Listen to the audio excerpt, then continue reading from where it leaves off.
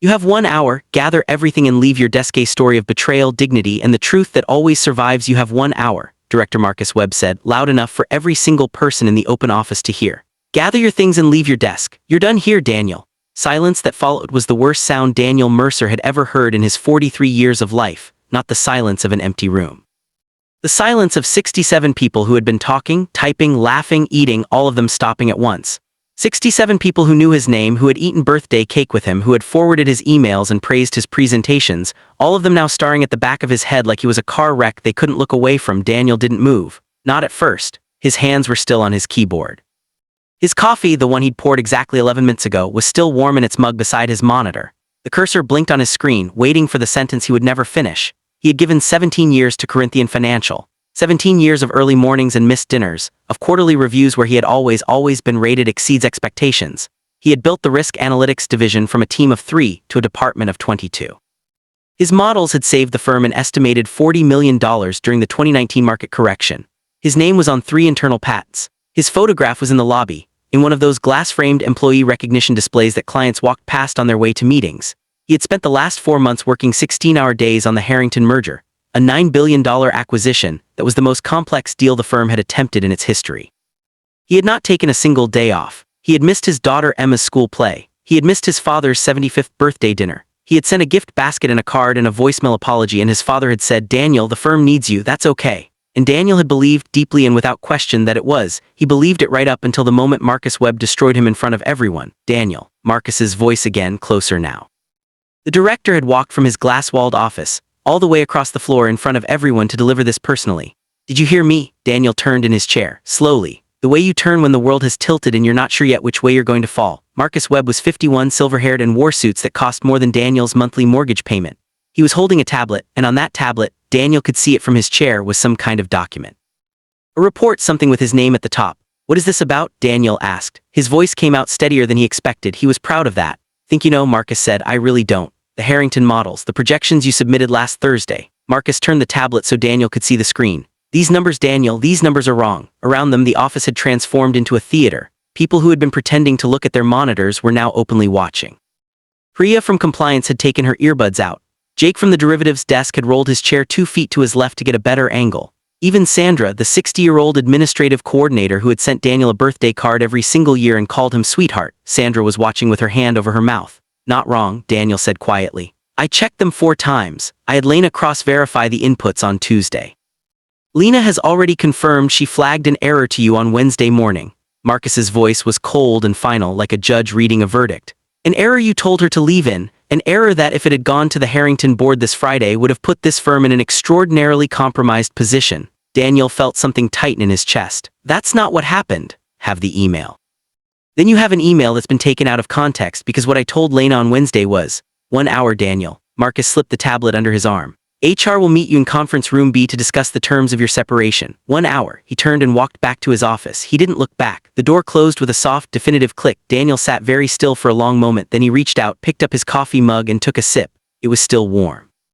He looked around the office. Most people had gone back to their screens. A few were whispering. Jake had rolled his chair back. Priya had put her earbuds back in, though Daniel suspected she wasn't listening to anything. He opened his desk drawer and found a paper shopping bag he'd been using to store spare charging cables.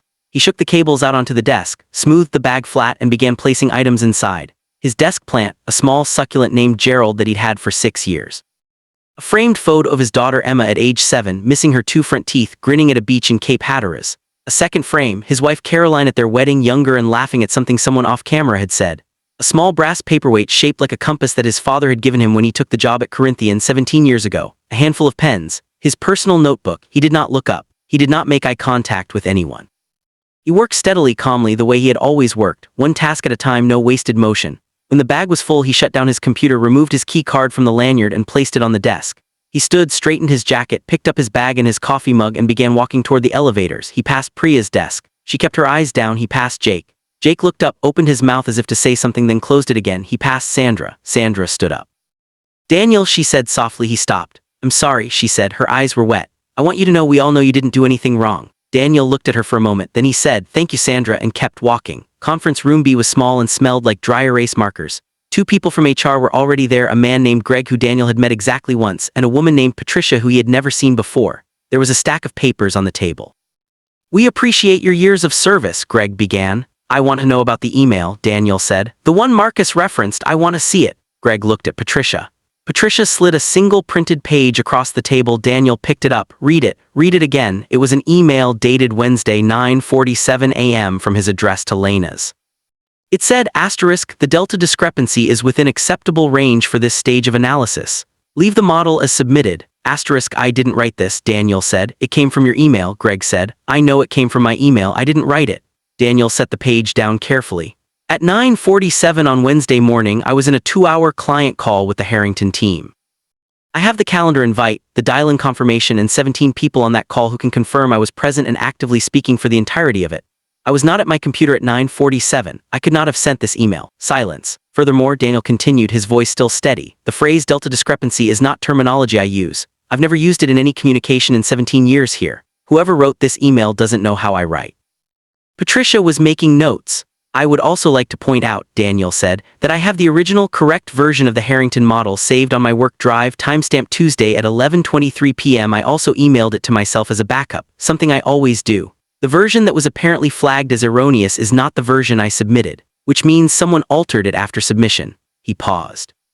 "I think you should look very carefully at who had access to that model between Tuesday night and Thursday morning, and I think you should look at who stood to benefit from the Harrington deal being delayed or derailed." Greg and Patricia exchanged a long look. "Mr. Mercer," Patricia said slowly, "perhaps we should reschedule this meeting." He didn't hear anything for 9 days. Those 9 days were the strangest of Daniel's adult life. He drove Emma to school. He cooked dinner.